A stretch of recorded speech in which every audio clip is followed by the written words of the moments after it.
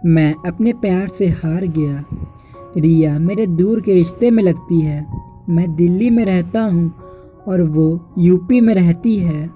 5 साल पहले जब मैं पहली बार उसके घर गया था तो वह मेरे सामने बहुत अलग ढंग से पेश आई और काफ़ी प्यार भरे अंदाज में कभी कुछ मेरे लिए खाने को लाती तो कभी कुछ बहाने से मेरे से बात करने के लिए आती। मैं जहाँ बैठता वो वहीं चली आती। उस वक्त मैं बीए का छात्र था। मैं बीए की तैयारी कर रहा था। उस वक्त सारा दिन वह मुझसे किसी न किसी बहाने से बातें करती रहती थी। रात को खाना खाने के बाद वह मुझे काफ़ी देर तक देखती रही और मैं उसे देखता रहा। मुझे ऐसा लगता था मानो कि वह मुझसे कुछ कहना चाहती है। फिर जब बहुत देर हो गई तो उसने फिर मुझे अपने पास बुलाया। मैं थोड़ा घबरा गया था क्योंकि बहुत रात हो गई थी उस समय। मेरे हिसाब से लगभग उस समय सभी घर में सो चुके थे। मैं फिर उसके पास गया। फिर उसने मुझे अपने पास बैठाया और कहा, मुझे पता है मैंने तुम्हारा कितना इंतज़ार किया। आज मैं कितनी खुश हूँ, तुम उसका अंदाज़ा भी नहीं लगा सकते। काफ़ी बातें करने के बाद कहती है कि राज, किसी ने मुझसे कहा है कि तुम्हारी शादी दिल्ली में होगी। मैंने भी कह दिया, इससे अच्छी क्या बात हो सकती है।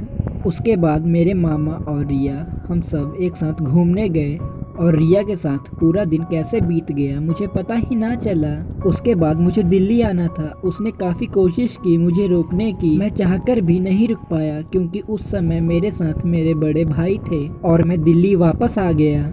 लेकिन मेरा दिल हर वक्त बस उसी के बारे में सोचता रहता था। इसी तरह 1, 2, 3, 4 महीने कैसे निकल गए, कैसे बीत गए मुझे पता ही ना चला। 5-6 महीने के बाद वह अपने किसी जानकार के पास दिल्ली वापस आ गई।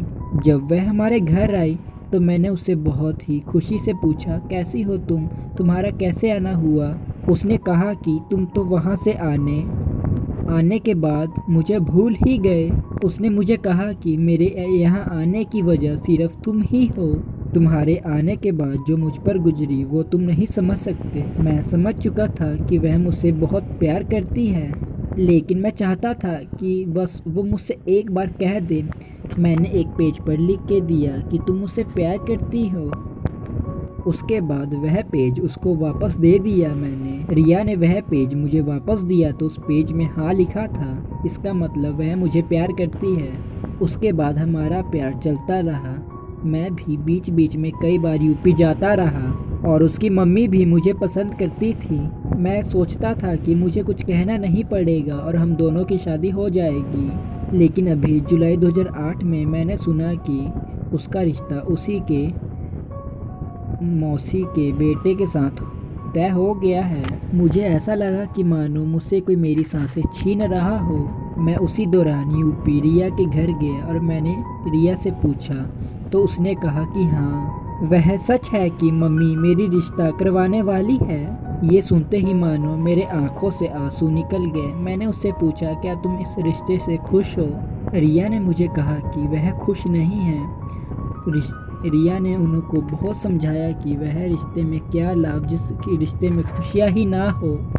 मैंने वहाँ उसे ये बात भी कही कि तुम मेरी साथ दो, मैं तुम्हारे मम्मी से बात करता हूँ। जब पूछा जाए तो तुम्हें बस ये कहना है कि हाँ, तुम भी मुझसे प्यार करती हो।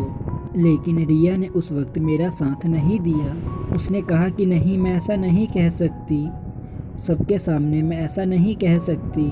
मुझ में इतनी हिम्मत नहीं है कि मैं सबके सामने ये बात कह सकूं। बस वहाँ मैं हार गया। मैं खुद अपने प्यार से हार गया। इतना कहकर आ गया, रिया बस तुम खुश रहो। अगर तुम्हारे ज़िंदगी में किसी भी मोड़ पर मेरी ज़रूरत हो तो मुझे बस पुकारना। तुम देखोगी कि राज उस वक्त भी तुम्हारा इंतज़ार कर रहा होगा। जिसको हम प्यार करते हैं उसे खुश देखना है, भले उसके सिवा हमको कितने ही गम क्यों न झेलने पड़े। फिर मैं वहाँ से चला गया।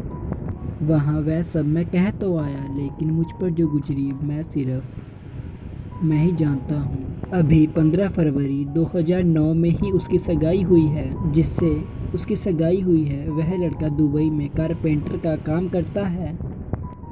वह घर परिवार में अमीर है। शायद वही देखकर उसकी मम्मी ने मुझे अनदेखा किया। होगा। मुझे कोई शिकायत नहीं है। उन्होंने जो किया होगा वह अच्छा ही किया होगा, क्योंकि अभी के माता पिता जो करते हैं वह अच्छा ही करते हैं। लेकिन जब मुझे उसकी बहुत याद आती है तो हर रोज़ ऑफिस आता हूँ, उसकी स्कैन की हुई तस्वीर देखता हूँ और यादों में खो जाता हूँ। दिन बस उसके ही यादों में कब कट जाते हैं पता ही नहीं चलता। उसके बिना यह ज़िंदगी कैसे गुजरेगी। मैं उसे बहुत प्यार करता हूँ, बहुत ही ज़्यादा।